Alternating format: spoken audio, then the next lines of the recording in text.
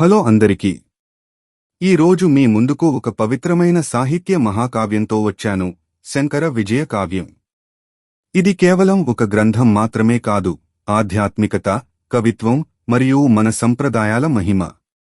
ఈ ప్రయాణంలో కలిసి చరిత్రను మనసారా అనుభవిద్దాం.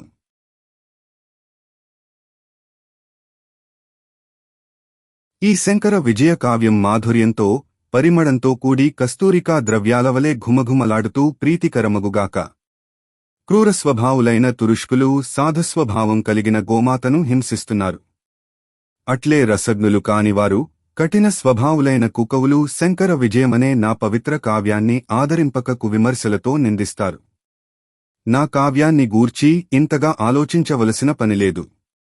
ఎందువల్లనంటే, ఇంత విశాల ప్రపంచంలో నా గ్రంథాన్ని ఆదరించే సహృదయులే కరువవుతారా?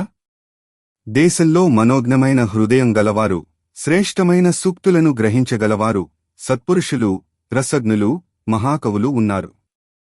నేను చింతింపవలసిన పనిలేదు. శంకర భగవత్పాదులవారి స్తుతిరూపమైన ఈ కావ్యాన్ని ఆదరిస్తే ఎంతో సంతోషిస్తాను. నా కావ్యాన్ని నిర్విఘ్నంగా పరిసమాప్తి గావిస్తాను. అందుకు ఆ శంకరుల ఆదరమెప్పుడూ లభించగలదు. పవిత్రమైన కార్యాలు తలపెట్టినప్పుడు విఘ్నాలను ఎదుర్కోవడం సహజమే. శ్రీ శంకరుల చరిత్ర వ్రాయడం అంటే అది అంత చిన్న విషయమేమీ కాదు. శంకరుల చరిత్ర వ్రాయాలని అనేక మంది ప్రయత్నించారు. కొందరు ముందుకు సాగలేకపోయారు. మరికొందరు మధ్యలో ఆగిపోయారు. అయితే గురుదేవులైన శ్రీ శంకరులకు నాయందున్న అవ్యాజ ప్రేమచేత నేను ఈ ప్రయత్నంలో విజయం సాధిస్తాను. కొందరు 2 పాదాలకు అర్థాలు వ్రాయగలిగారు. మరికొందరు శ్లోకార్థం సగమే వ్రాయగలిగారు. నేనెంతవరకు సఫలీకృతుడనవుతానో చూద్దాం. పిల్లలు ఆకాశంలో ఉన్న చంద్రుణ్ణి పట్టుకోవాలని విఫల ప్రయత్నం చేస్తారు. అయితే నా ప్రయత్నం కూడా అటువంటిదేనా? గ్రంథం ప్రారంభించే ముందు కవులు తమ గూర్చి తక్కువ చేసి మాట్లాడుకోవటం జరుగుతూనే ఉంటుంది. అది వారికి అలంకారమే కాని అవమానం ఎన్నటికీ కానేరదు. కొందరు ప్రారంభించి ముందుకు సాగలేకపోయారంటే ప్రతిష్ఠ కోసం ప్రారంభించడం, గురుదేవులపై పూర్తి విశ్వాసం లేకపోవడమే అందుకు కారణం. శ్రీ శంకరుల అనుగ్రహం నా పట్ల సంపూర్ణంగా ఉంది. అందువలన నేను నిర్విఘ్నంగా ఈ గ్రంథాన్ని పూర్తి చేస్తాను. అనేక మందికి సాధ్యపడని శ్రీశంకర విజయ మహాకావ్య రచనలో నేను సఫలీకృతుడను కాగలను. ఎందువల్లనంటే, గురుకృప ఉంటే మందమతులు, నోరు లేనివారే కావ్యాలు వ్రాయగలుగుతున్నారు. ఇక కొద్దిపాటి జ్ఞానం ఉన్న నేను ఈ కావ్యాన్ని వ్రాయలేనా? తప్పక కృతార్థుడనవుతాను. అంతా గురుకటాక్షమే. సర్వవిద్యాధిష్టాన స్వరూపిణియైన శ్రీ సరస్వతీదేవి సంతుష్టి చెంది నా నాలుకపై నాట్యం చేయుగాక. కవిత్వ ధాటి అంతరాయం లేకుండా ప్రవహించుగాక. అప్రతిహత ధాటి గలిగి, మృదుమధురమైన పలుకులతో, గంభీరమైన పదాలతో అందరి హృదయాలను ఆనందపరచుగాక. సామర్థ్యం లేక కొందరు మధ్యలో విరమించిన పక్షంలో తప్పక అపకీర్తి పాలవుతారు. అలా అయితే ముందుగానే గ్రంథ రచనాకార్యాన్ని విరమించుకోవడం మంచిది. వేదాంత తత్వభరితమైన శ్రీశంకర సద్గురుల చరితమెక్కడా? కల్పితాలు, క్షుద్రవర్ణనలతో కూడిన రచనలు చేసే నేనెక్కడా? శ్రీశంకరగురు పవిత్ర చరిత్రను వ్రాయాలంటే సూక్ష్మబుద్ధి, కుశలత అవసరమే ఉన్నవి.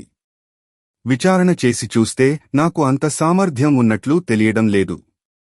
అందుచేత అమృతప్రాయమైన శ్రీశంకర విజయ చరితాన్ని వృధాగా ఉప్పు నీటిలో కలిపి నాశనం చేస్తున్నావని పారిపోతున్న నా చంచల వాక్కును శ్రీశంకరుల గుణగణాలను స్తుతించమని కవులు ప్రేరేపిస్తున్నారు. వీరికి గురువు ఎడలగల గౌరవము ఎంత అద్భుతమైనది! శ్రీశంకరుల గుణాలు నిష్కళంకమై, మహిమాసంపన్నమై కవీశ్వరులందరినీ ఆకర్షించి వర్ణింపజేస్తున్నాయి. వారందరూ కృతార్థులవడం వలన నేను కూడా కృతార్థుడనవుతాననే నమ్మకం కలుగుతున్నది. కనుక శ్రీశంకరుల సద్గుణాలు సర్వప్రేరకాలే ఉన్నాయి.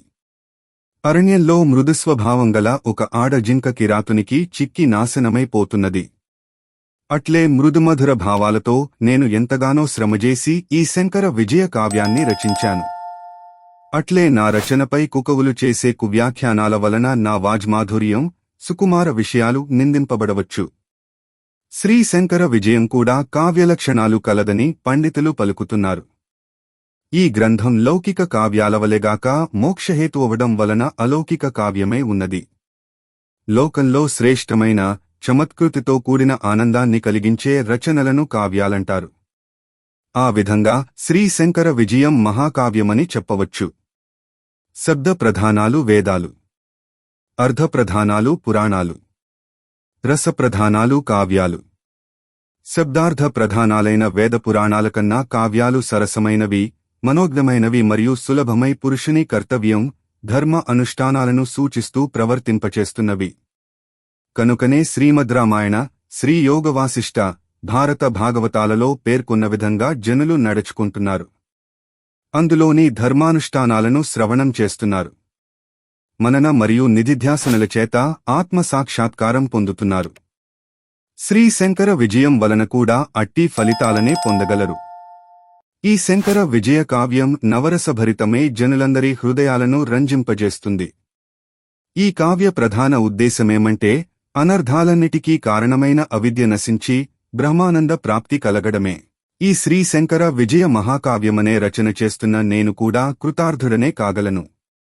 అంతా శ్రీ శంకర గురువరుని కృపాకటాక్షమే. ఆ మహాత్ముని అనుగ్రహం సర్వదా కలుగుగాక. శ్రీ శంకర విజయ కావ్యం 16 సర్గములతో కూడుకుని ఉన్నది.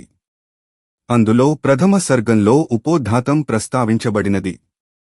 ద్వితీయ సర్గంలో భగవంతుడైన మహేశ్వరుని అవతారమైన శ్రీ శంకరాచార్యుల జననం ప్రస్తావించబడింది. తృతీయ సర్గంలో నానా దేవతల అవతారాలు, నిరూపణ పేర్కొనబడ్డాయి. చతుర్థ సర్గంలో శ్రీ శంకర భగవత్పాదులవారి 18 సంవత్సరాల వృత్తాంతము తెలియబరచాను. పంచమ సర్గంలో శ్రీ శంకరుల సన్యాసాశ్రమాన్ని గూర్చి వివరించబడినది. షష్ఠ సర్గంలో మహర్షుల సంప్రదాయానుగుణమైన ఆత్మవిద్య, శ్రీ శంకరాచార్యులవారు సుస్థిర ప్రతిష్టను పొందటం నిరూపించబడినది. సప్తమ సర్గంలో శ్రీ శంకరాచార్యులవారికి వేదవ్యాసుల సందర్శనం. అష్టమ సర్గంలో శ్రీ మండన మిశ్ర, శ్రీ శంకరాచార్యుల సంవాదం. నవమ సర్గంలో శ్రీ మండన మిశ్రుల భార్య శ్రీ ఉభయభారతీ దేవినే న్యాయనిర్ణేతగా నియమించుకుని శ్రీ మండన మిశ్రునితో సంవాదం. దశమ సర్గంలో శ్రీ శంకర్లు పరకాయ ప్రవేశమనే యోగమహిమచే రాజు దేహంలో ప్రవేశించటం. దశమ సర్గంలో పరకాయ ప్రవేశ విద్యాఫలితమైన కామశాస్త్ర విద్యాపాఠవాన్ని ప్రకటించారు. ఏకాదశ సర్గంలో ఉగ్రభైరవ నామధేయ మహాకాపాలికుడు సంహరించబడటం. ద్వాదశ సర్గంలో హస్తామలక, తోటకులనేవారు శ్రీ శంకరాచార్యులను ఆశ్రయించి శిష్యులవడం. త్రయోదశ సర్గంలో వార్తికాలతో కూడిన బ్రహ్మ మంత్ర భాష్య రూపమైన బ్రహ్మ విద్యాప్రచారాన్ని ప్రతిపాదించడం. చతుర్దశ సర్గంలో శ్రీ పద్మపాద తీర్థయాత్ర నిరూపణం. పంచదశ సర్గంలో శ్రీ శంకరాచార్య కృత దిగ్విజయ వర్ణనం. షోడశ సర్గంలో శ్రీ శంకరాచార్యులు శారదా పీఠం స్థాపించి అందులో నివసించడం. ఈ విధంగా 16 సర్గములందు శ్రీ శంకరాచార్యుల దివ్యచరిత్ర విపులంగా వివరించబడినది. సుప్రసిద్ధమైన శ్రీ శంకర చరితం సర్వపాపాలను హరిస్తుంది. ఒకసారి విన్నంతనే అన్ని మనోరథాలను ఈడేరుస్తుంది. ఈ శంకర విజయ కావ్యమా మన హృదయాలను స్పృశించడం మాత్రమే కాదు, మన జీవితాలకు కొత్త స్ఫూర్తి ఇవ్వగలదు. ఈ ప్రయాణం మీకు ఎలా అనిపించింది? మీ అభిప్రాయాలను కామెంట్స్లో తెలియజేయండి. లైక్ చేయండి, షేర్ చేయండి మరియు మా ఛానల్ను సబ్స్క్రైబ్ చేసి మరిన్ని ఇలాంటి ఆధ్యాత్మిక మరియు సాహిత్య వీడియోలను కనుగొనండి. ఈ వీడియోలో చాప్టర్ 1లోని పార్ట్ 2ని ముగించాము. తర్వాతి వీడియోలో చాప్టర్ 2ని ప్రారంభిద్దాం. తదుపరి వీడియోలో కలుద్దాం.